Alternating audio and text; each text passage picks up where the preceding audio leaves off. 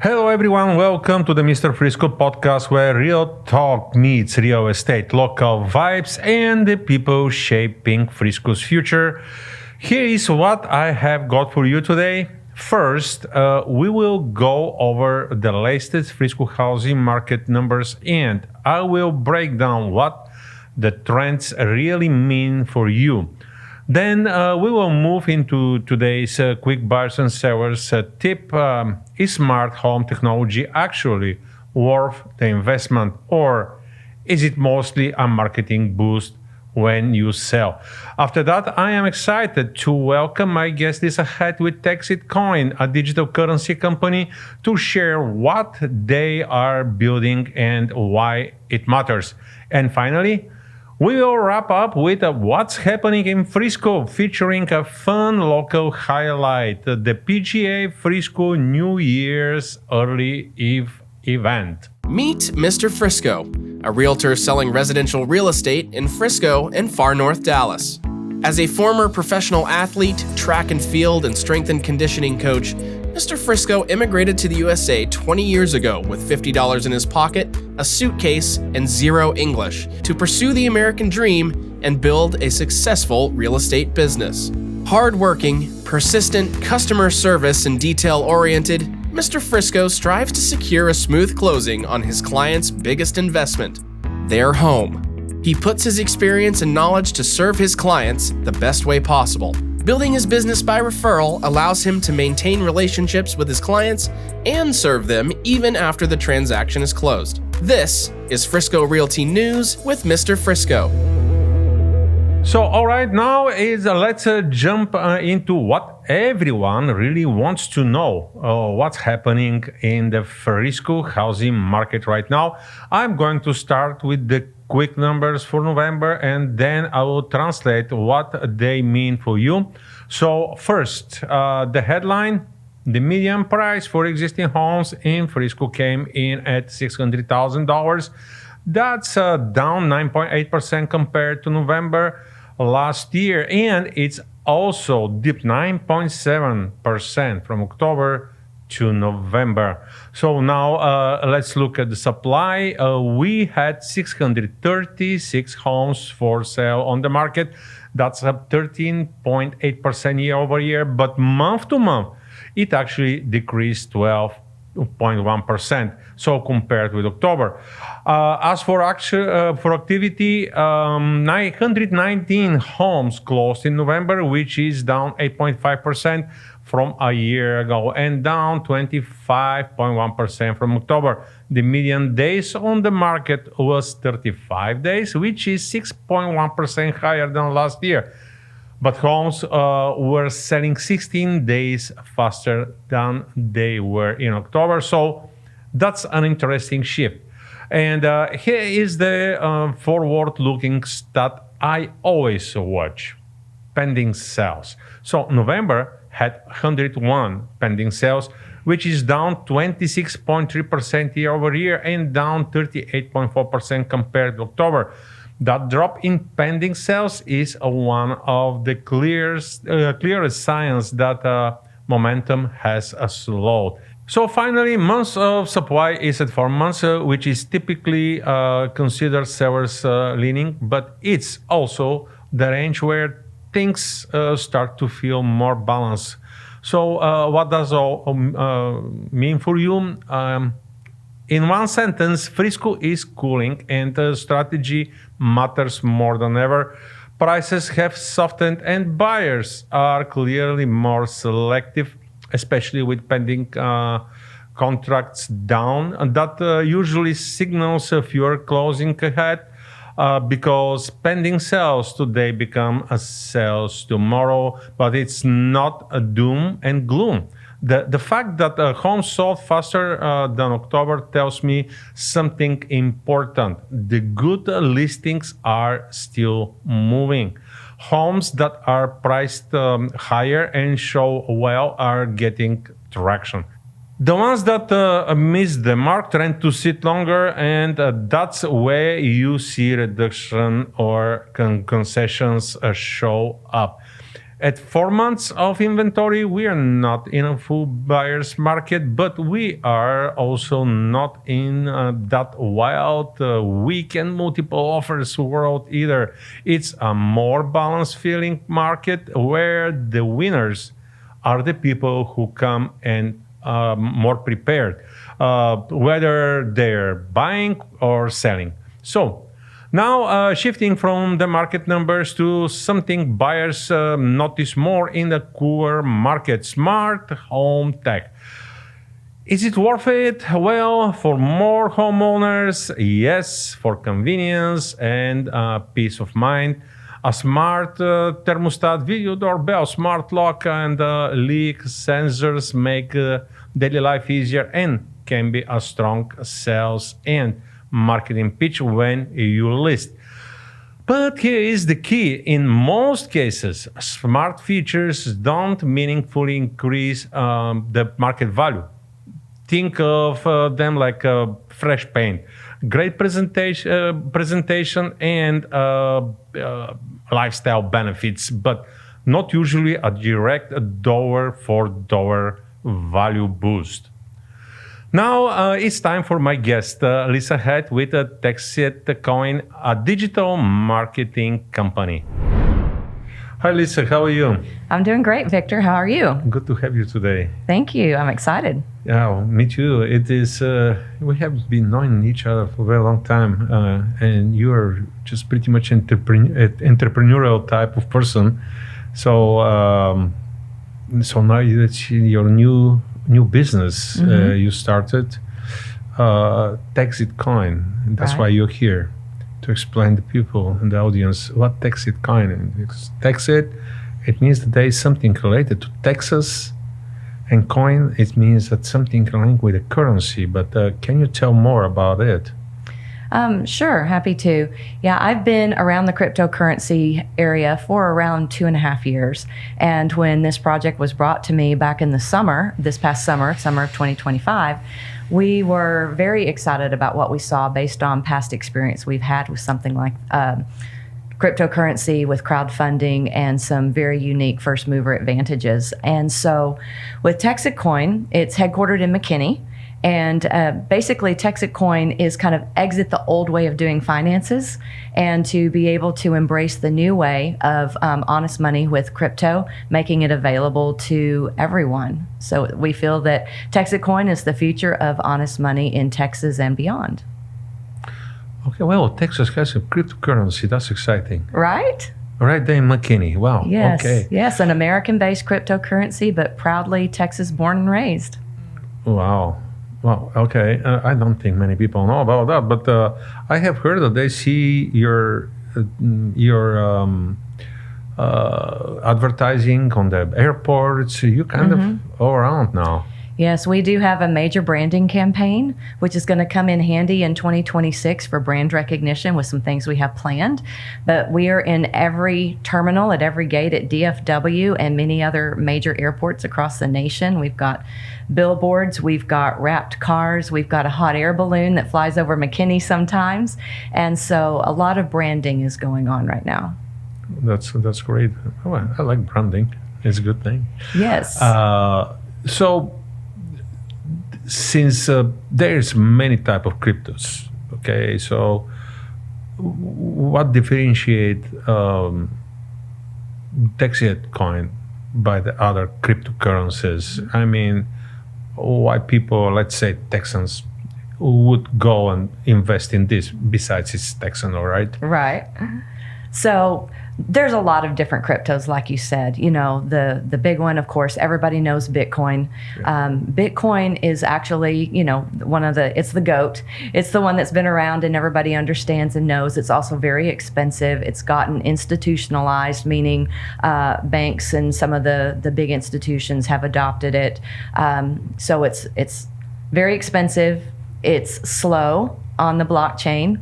And so there's a lot of different cryptos, though, whether it's XRP, Solana, Ethereum. So people are hearing about crypto. One thing's for sure, it's here to stay. But one of the goals of Texit Coin and our founder, Bobby Gray, was to create a simple to use, fast, inexpensive cryptocurrency that allows people to be able to transact and do some really cool things that we'll be announcing in 2026 with it. But it's also a great coin to find out about early so that you can ride it on the way up. One of the things is that he missed Bitcoin, although he was the guy that put the face to the Bitcoin coin, having been in gold, silver, and precious metals. But he missed Bitcoin. And so once he really saw the light with cryptocurrency after being in gold, silver, precious metals for many years, is that he wanted to give people a Bitcoin do-over. So we kind of affectionately call Texit coin a Bitcoin do-over because it gives people the opportunity to find out about it early, to be able to get involved with the mining process, and to be able to ride it on the way up as we hit bigger milestones. Right now, we're trading out on about 10 different exchanges for around $2 a coin, give or take a little bit. All right. You mentioned mining. Okay. So as much as you can in the cryptocurrency that understand what's mining. Okay. I have a little story that, we're networking, and I had a person that I met because I'm realtor, and he mentioned that he's looking for a warehouse where he needs to mining. That was probably 10 years ago. I said, man, what you going to mining there? Is a code or whatever? Then I figured out because he needed a high power and a lot of electricity power supply, something unusual. So whatever. So mining. So you're not mining coal, you're not mining stuff. What is this mining, and why is that important? That's a great question, Victor. Mining has came a long way. There are still people that have mining computers in their home and they mine that way. There's people still mining Bitcoin that way. Then you've got people kind of like your friend that was looking for a space to probably put in more of a data center with some mines. What we have learned is that it's important to not put a bunch of mines in the same central location like a warehouse, because what happens if the power goes out, or there's a flood, or there's a fire? You've destroyed the whole operation. So what we are doing is we are actually crowdfunding 35 different mining locations across the state of Texas. These are 40-foot shipping containers, basically, that are filled with 200 state-of-the-art ASICS L9 liquid immersion mining computers. That doesn't mean a lot to many people, but just know it's a whole lot of state-of-the-art computing power that's doing a lot of mathematical equations on the blockchain to create a digital cryptocurrency, which is a proof of work mining, because there's others where they just kind of pluck the value for the crypto out of the air and then stick it out there. That's more of a proof of stake. But we are a proof of work crypto mining company. And so when we have all these different locations up and running across the state of Texas, 35 different locations, then it keeps things secure. So if there's a flood, if there's a fire, if there's a power outage, whatever may happen, then there's different ones that can turn on and continuing to mine the crypto. So it keeps it safe, it keeps it continuing so that you don't have issues that could come up if it was in a centralized location. But we don't have people having their own tech in their homes mining it. It's all done through those different locations. So far, we have about 5 or 6 of them put in around the state, and with about 30 more of them that we are going to be putting in. So people have the chance at this point in time, although this won't last forever, just a few months more, where people can help us crowdfund the mining and get mining shares or mining seats and be able to earn daily distributions of the Texit coin dropping into their crypto wallet very passively without them having to do anything else for it. And so it's very, very advantageous, because no matter whether the market's up, whether the market's down, what Texit coin is worth that specific day, they're able to get their daily distribution of coins and ride the wave with us over time, because we're actually mining for 136 years. Bitcoin, just to put that in perspective, mines for 130, so that's not super unusual in the crypto space. But it definitely is a unique opportunity for people to partner with us and be able to get a nice passive cash flowing asset coming in that is generational in legacy. We all want to have passive cash flow. Okay, that's way to retire someday. Okay, right. You mentioned most of it, but how exactly that happening? Can you tell short but clear to the people that might be interested how these coins are gonna come to their to their account, and how exactly is that gonna happen? Sure. Because it looks like it's related to mining. So just if you can give them the mechanism, the way that it's going to happen. Sure. Well, just to kind of back up, there's two ways to be able to acquire Texit coin right now. One is on one of the open exchanges that we are on, which there's about 10 of them right now that we're traded on. I'll just, for the listeners, right now at this point, we're not on Coinbase, but we are on some of the other major ones. And what's amazing, though, is that you really want to find out about a coin before it hits Coinbase, because that means you've gotten to ride the up a little bit more. And so we are in discussions with Coinbase to be on Coinbase, but we're not there yet, and we're actually happy about that. It gives us a little more time to include more people. And so you can go to exchanges, though, purchase it, or you can become a miner through the crowdfunding. And so how that basically works is every seat on the mine is $995. Let's call it $1,000. People can get from 1 up to 27 of those. So we want it to be crowdfunded. Instead of putting it out through venture capital to raise a ton of money and be subject to the venture capitalist, they wanted it to be a community project. And we're not the only crypto that's done that. Actually, Ethereum crowdfunded. And so we have currently to date crowdfunded over 120 million. We're not through yet. That helps pay for all the mining locations, the real estate, the branding and different things that we do with it. And so when someone comes on board as a miner, that means they've participated in the crowdfund. They've selected how many mines that they want to purchase, and it's just a simple transaction. If they're already in crypto, then they're able to purchase it using cryptocurrency. If they're not in crypto yet, not a problem. This is an easy segue, and a lot of people I work with are brand new to crypto, and it's a nice, gentle way to get involved with it without having to know how to set up crypto wallets and go out onto the exchanges and buy yet. They'll learn that over time. And so they are able to pay like with an ACH or a wire transfer or something to the company so that they're able to get onboarded that way. They get their account set up, and literally the same day or the next day after their account is set up, then they start getting daily distributions of the Texit coin based upon how many shares they have. And it comes into a done-for-you crypto wallet every evening between 7 and 8 p.m. Central Time. And we track it through an app, and we also have an online dashboard that shows, we're very transparent, that shows exactly what's going on with it all. But it allows you to track the coins coming in, and then over time, every day, it's liquid. If somebody wants to sell some of them, they can go sell them.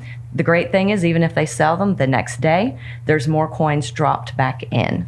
So that's basically, in a nutshell, how someone comes on board and how they're able to participate with the mining, and understanding that it is liquid, that they can access their money. We don't do cliffs or holds or vesting schedules with Texit coin, which is another big advantage too. So very user-friendly.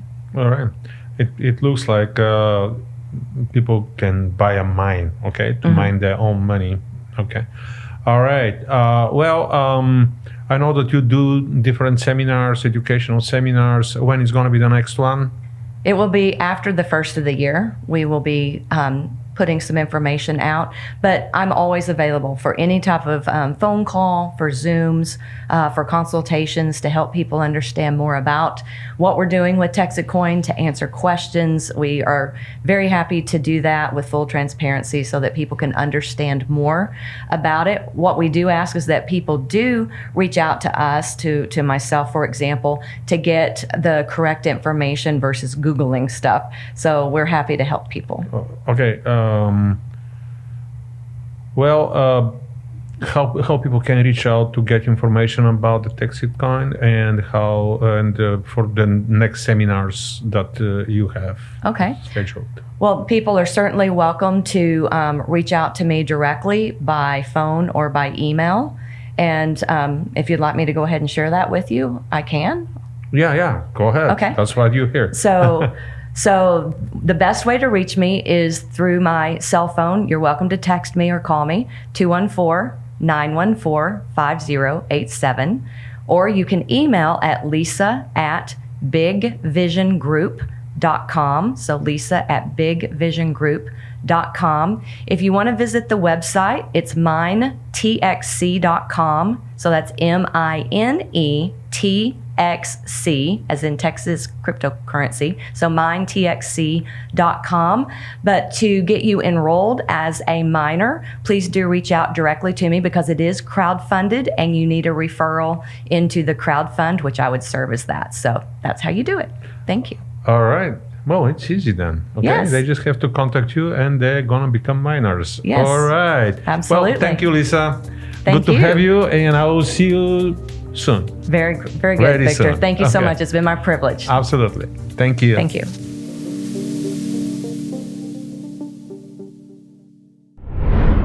So if you're looking for a family-friendly New Year's vibe without the midnight stamina, check out New Year's Early Eve at PGA Frisco in PGA District on Wednesday, December 31st from 6:30 to 9 p.m. The night starts with a high-energy live set from Party Band, extended play from 6:30 to 8:30, and then they cap it off with a 15-minute fireworks finale, perfect for an early countdown kind of crowd. It's a free event, and the pro move is to bring a blanket because chairs aren't permitted, and plan to grab dinner for or a treat from the PGA district spots while you are there. Also note, no dogs due to fireworks. Service animals only allowed. Thanks for tuning in today, and Merry Christmas and Happy Holidays. And if you enjoyed this episode, be sure to subscribe to my podcast for more insights on Frisco's best spots, local events, and the housing market. Until next time.